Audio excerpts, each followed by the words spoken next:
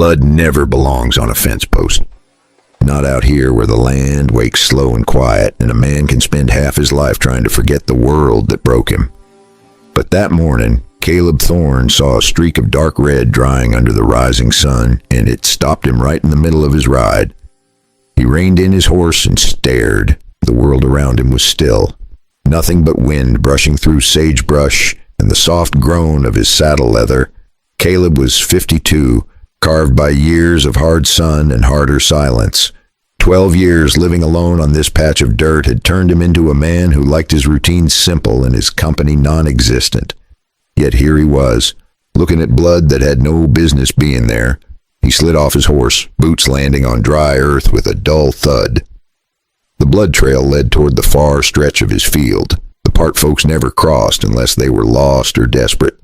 Caleb followed it, rifle slung in his hand, each step kicking up little clouds of dust. Then he saw her. A young woman lay crumpled beside the fence line, half hidden by tall grass. Her dress was torn, her face streaked with dirt, and her breathing came in short, uneven pulls like she had been running far longer than her strength allowed. One hand clutched her side where blood had soaked through the fabric. The other dragged weakly across the ground, as if even in her final moments she was trying to crawl somewhere. Caleb approached her slow, careful, the way a man approaches a wounded animal that might still bite from fear or alone. Her eyelids fluttered. When they opened, he saw green eyes clouded with pain and dust, eyes that watched him with the sharp instinct of someone who had been hunted. He knelt beside her. His shadow fell across her face, and she flinched as though shadows scared her more than sunlight ever could. When she tried to speak, her first breath cracked. The second carried a whisper he barely heard. "Please, don't take me back." Caleb felt the words hit him in a place he thought had long turned to stone. He had heard fear before. He had heard lies, desperation, and every excuse a man could imagine. But this voice was not lying. It was pleading. It was broken. He glanced across the open land, scanning the distant hills. This kind of fear did not appear alone. It had riders behind it. Men who would follow blood until the trail ended. One way or another, Caleb looked down at her again, at the trembling in her fingers. The dirt stuck to the sweat on her skin, the sheer determination it must have taken for her to reach his land at all. He knew nothing about her. He did not need to. Some dangers you hear coming. Some dangers you feel. And some dangers arrive in the shape of a stranger collapsed at your doorstep. The question now was simple.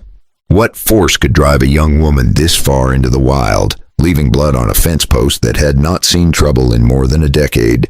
Caleb Thorne lifted the young woman in his arms, careful not to press on the wound at her side. She was lighter than he expected. The kind of light that comes from too many miles traveled with too little food and too much fear. Her breath brushed weakly against his shirt as he carried her toward the cabin that had been his only companion for 12 long years. Inside, he laid her gently on the narrow cot near the window. The cabin smelled of dry wood, old tobacco, and the faint trace of coffee that had sat on the stove since dawn. It was the smell of a quiet life, a life that was being torn open again in ways he had never planned for. Caleb fetched a basin of water, tore a strip from a clean cloth, and uncorked a small bottle of whiskey that had been meant for cold nights and old memories. He cleaned the dirt from her wound, watching the way her jaw tightened with pain. She did not cry out. That alone told him plenty. When she finally opened her eyes again, they were clearer than before, though still rimmed with exhaustion. For a moment, she simply watched him, trying to decide if he was danger or salvation. Caleb kept working in silence. Talking too soon never helped anyone. After a while, she whispered, voice thin and raw, "Thank you." Her fingers clutched the blanket as though she needed something solid to hold on to. Caleb nodded once. "You ran a long way. Someone chasing you." The question lingered in the air like dust caught in a beam of sunset. She hesitated, then swallowed hard. "Yes, they will not stop. Not until they finish what they started." Caleb leaned back on the stool beside the cot. He had seen this kind of fear before, years ago, back when men with guns answered only to the weight of their own greed. He had buried too many truths ever to mistake this look for anything else. What did they start? His His voice stayed calm, but the tone carried the steel of a man who wanted the truth and would accept nothing less. The woman closed her eyes for a moment as if gathering strength. Then she spoke. "My name is Lena Carter. My family had a small claim near Silver Mesa. We found a vein of ore, richer than anything we had ever seen." Word spread fast, too fast. Caleb felt his jaw tighten as she continued. "A man named Cole Maddox wanted it. He is foreman at the mining camp. He sent his hired guns one night. They said they only wanted to talk, but men like that do not come for talk." Her voice cracked, and she pulled the blanket closer. "They took our claim. They took everything. I only escaped because I ran when they thought I was dead. They want to finish the job so no one knows what they did." Caleb sat there without moving, letting her words settle like dust after a hard ride. He'd seen greed destroy families before, but something in this story cut sharper, deeper. Maybe it was the memory of his own past. Maybe it was the quiet way she spoke, as if every word cost more strength than she had left. Outside, a crow called from the fence line. The land was still, but the stillness felt like the breath before a storm. One truth was becoming clearer with every passing second. If Lena Carter was telling the truth, then trouble was already closer than either of them wanted to believe. Caleb stayed on the stool beside Lena for a long moment, letting her story sink into the cracks of that small cabin. Silver Mesa, a stolen claim. Men hired to kill. It all fit too neatly, too perfectly, the way bad things often did when greed was steering the reins. Outside the window, the land stretched quiet and wide, but Caleb knew better than to trust quiet. He rose slowly, joints stiff from years of hard work and harder memories, and walked to the door. He pushed it open just enough to look out across the field. Nothing moved except the wind, bending the tall grass. Still, the unease stayed with him. When he turned back, Lena was watching him, her eyes worried and sharp. "Do you think they found my trail?" Caleb answered with the kind of honesty the plains demand. "If they want you this bad, they will follow dust itself." He crossed the room, pulled the old rug aside, and lifted the trap door hidden beneath it. The hinges groaned from disuse, complaining like old bones. He pointed down into the dark space below. "You will be safe down there until I know what is coming." Lena hesitated, her fingers twisting the blanket around her. Her voice trembled. "If they come, you cannot face them alone." Caleb looked her straight in the eye. "I have been alone a long time, long enough to know what I can handle." Oh, for a moment she did not move. Then she took in a slow breath, gathered her strength, and climbed down the ladder. Caleb lowered the trapdoor and stretched the rug back into place, then stood still, listening. The cabin settled around him, creaking the way old wood always creaked. But one sound did not belong. Hoofbeats, faint at first, distant, steady. Caleb stepped to the window and peered out toward the far ridge. 4 riders emerged from behind a low rise. Their silhouettes moved with purpose. Men hired to track and finish a job. Men who wanted no witnesses. The riders slowed near the fence line, looking at the ground as their horses tossed their heads. One rider dismounted and crouched low, studying the earth. Caleb knew exactly what he was looking for. Tracks. Blood. Any sign of a wounded woman trying to outrun death. The rider stood again and pointed toward the cabin. Even from a distance, Caleb felt the shift in the air, that moment when violence recognizes its destination. He stepped out onto the porch, rifle held loose but ready, the boards under his boots groaning in warning. The lead rider called out, his voice sharp as dry whiskey.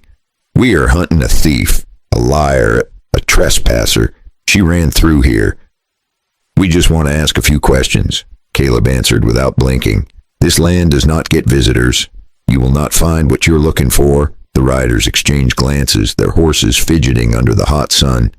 Tension moved between them like a rattler sliding through underbrush.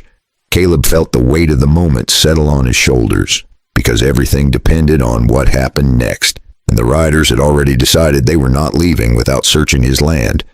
The riders drew closer, their horses snorting clouds of dust as they stopped just a few yards from Caleb's porch. The lead man sat straight in the saddle, hands loose near his holster, eyes sharp with the confidence of someone who had hurt enough people to believe he would never pay for any of it.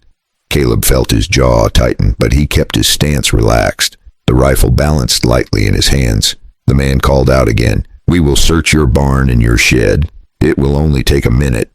Caleb gave him a slow nod. A free land lets a man make his own choices, but you should think twice before stepping where you are not welcome. The riders exchanged looks. The kind of looks men share right before trouble sharpens. One of them clicked his tongue and guided his horse forward. Another followed, heading toward the barn. The third dismounted and began examining the dirt near the fence line. Caleb watched him closely. Tracking was an art, and that man moved like an artist. The lead rider stayed where he was, staring at Caleb as if trying to peel away every secret with nothing more than his gaze. He smirked. "A quiet life out here. Strange that you would not notice someone passing through," Caleb answered with the calm of a man who had spent years choosing silence over company. "I notice what I need to notice." The rider studying the dirt suddenly raised his hand. Caleb felt the shift in the air. The man knelt again, brushed the soil with his fingertips, then pointed straight toward the cabin door. Fresh tracks. Small. Light. "Not your boots. Someone came here this morning." The lead rider grinned, showing the kind of smile that only grows from bad intentions. "Seems you have company after all." Caleb did not move. His heartbeat stayed steady, the way it had learned to stay steady long ago when survival depended on it. Inside the cabin, he imagined Lena holding her breath in the darkness under the floor. He hoped the trapdoor would hold. He hoped her fear would stay quiet. The lead rider swung down from his horse and stepped toward the port. His boots crushed the brittle grass beneath them, each step slow and deliberate, like he wanted Caleb to hear every inch of his approach. When he reached the bottom of the steps, he rested his hand lightly on his pistol. Men who rest their hands like that rarely rest long. Caleb raised his rifle just a little, not enough to start a fight, but enough to show the line in the dirt had been drawn. The rider tilted his head and said softly, "We are going inside." Before Caleb could answer, a sharp crack echoed from the cabin behind him. A floorboard. Just one, just enough. The rider's eyes narrowed. He had heard it too. In that instant, the calm morning shifted into something hungry and dangerous, and Caleb Thorne understood that the first shot was coming soon. The floorboard had barely finished echoing when the lead rider reached for his pistol. Caleb moved first. Not fast the way young men move, but fast the way experience moves. His rifle fired once, and the shot slammed the rider backward, knocking him into the dust where he did not rise again. The other men reacted instantly. Gunfire cracked across the quiet land, breaking the morning wide open. Caleb dove behind the porch rail as bullets tore through wood and sent splinters flying. He worked the lever of his rifle, fired again, then shifted before the next round chipped the post beside his head. From inside the cabin, a muffled cry told him Lena had heard everything. He prayed she stayed low. Her wound would not let her fight for long. This battle was on him. Two riders took cover behind the water trough. One stayed near the barn wall, firing in tight bursts. Caleb counted their shots, counted their footing, counted the shrinking distance between life and death. He had not wanted this fight. He had not wanted anything to change. But change had come, and he was not the kind of man to let it walk all over him. With the riders focused on the porch, Caleb slipped off to the side and sprinted toward the barn. His legs burned and his breath harsh, but he pushed through. Inside the barn, he found a crate of old supplies, relics from a mining job he once worked before life sent him down a different road. He spotted what he needed, a single stick of mining explosive wrapped in worn paper. Fuse still usable. He had kept it for years, telling himself he should throw it out one day. He never did. He lit the fuse with shaking fingers, whispered a quiet prayer, and rolled the explosive across the dirt toward the trough where two riders were hiding. It bounced once, twice. Then a sharp roar tore through the air. Dirt and smoke blasted upward as the trough shattered into pieces. When the dust settled, one rider lay motionless. Another was dragging himself away, wounded and ready to flee. The last man near the barn